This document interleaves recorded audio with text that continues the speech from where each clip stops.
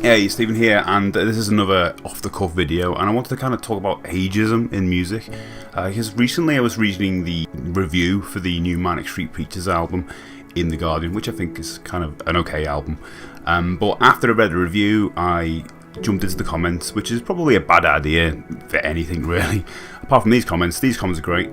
And there was just so many comments saying dad rock or middle age, and it got me thinking, like, what is our obsession with age? Why have we put a kind of, why have we got this kind of weird obsession with a sell-by date on an artist's age? It makes no sense to me.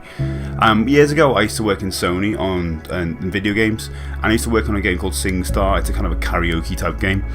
And a lot of the SKUs, the versions of the game, were European outside the UK, and a lot of the artists featured on there were well into the 40s, 50s, 60s, 70s, and I just took it as the norm, like outside of the UK, that's what it's like. Maybe it's just a UK centric thing, but obviously you do get it in the US as well.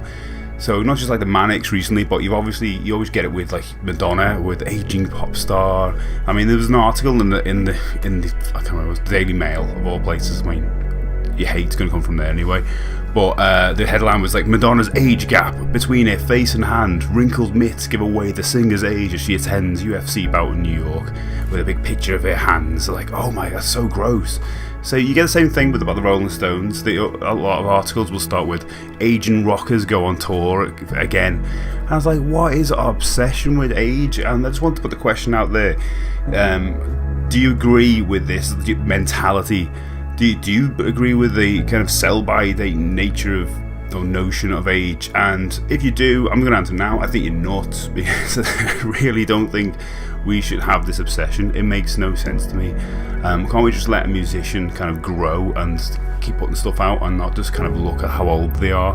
Because we're talking about it as if they're kind of pop stars and we're trying to aim them at certain demographics.